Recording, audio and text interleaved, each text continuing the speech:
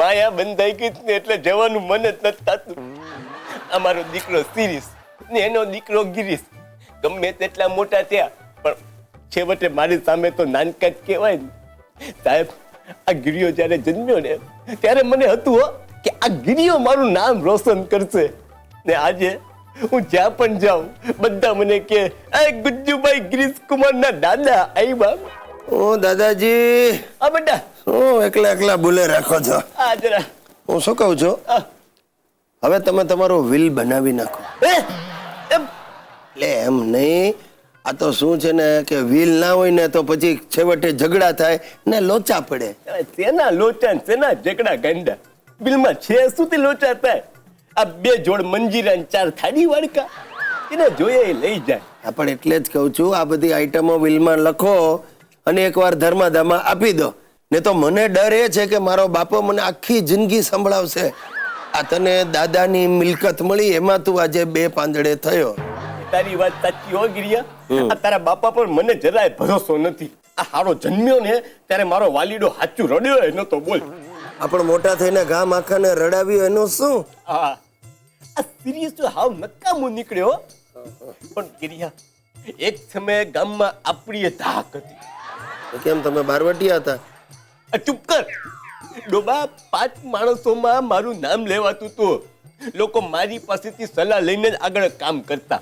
એટલા જ આટલા વર્ષોથી હવે આપણે ગામ પાછા નથી જઈ શકતા. તે હવે એની જરૂર નથી, સમજો. મારે મારું નોલેજ બધા સુધી પહોંચાડવું છે. સાહેબ, હું તમને ગઈકાલનો દાખલો આપું. મારા એક મિત્રએ મને પૂછ્યું કે મારા વાળ બહુ ખરે તો શું કરું? તો મેં એને સલાહ આપી, રસ્તો છે. મેં કીધું કે ભાઈ, ઘરમાં એક ખાલી ખોખું રાખ ને એમાં તારા વાળ જમા કર. સાહેબો, હવે મારી જેમ તમારી તકલીફો એ શરૂ થઈ ગઈ છે. મારા વાલા ભાઈઓ અને મારી અતિશય વાલી બહેનો, અહીંયા ઓફિસમાં બેઠો છું પણ મારું મગજ ઘરે છે. એટલે મગજ ઘરે મૂકીને આવ્યો છું એવું નહીં સમજતા, ઘરની ચિંતામાં છે. આ મારા દાદાજીને કાંઈ નથી થયું છતાં હવે એમને એવું લાગે છે કે એ થોડા દિવસના મહેમાન છે, માટે જે કાંઈ બચ્યું છે એ બધું હવે પૂરું કરવા માંગે છે. તમે માનશો 2 દિવસમાં 20 ડાક્ટર ઘરે તપાસવા આવી ગયા.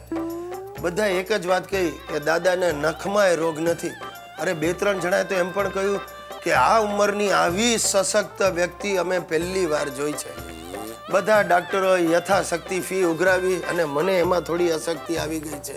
હવે મારા દાદા પોતાનું વિલ બનાવવા માંગે છે. હવે વિલમાં શું આપશે રામ જાણે. એમના સંસ્કાર મારા હિતિયામાં ઉતર્યા છે ને કેવો છે તમે જાણો જ છો. મને ખબર બીજું શું હશે.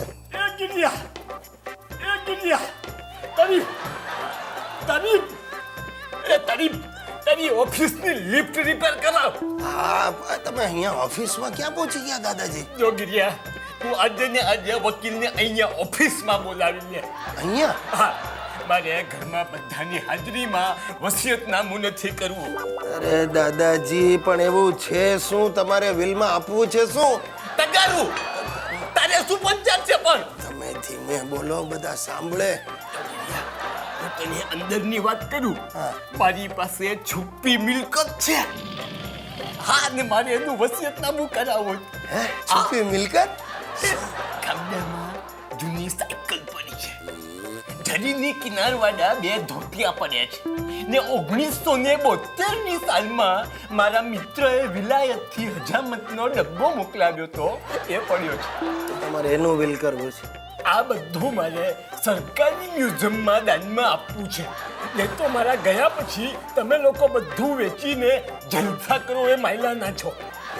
દેખા, તારા વકીલને હમણાં ફોન લગાડ.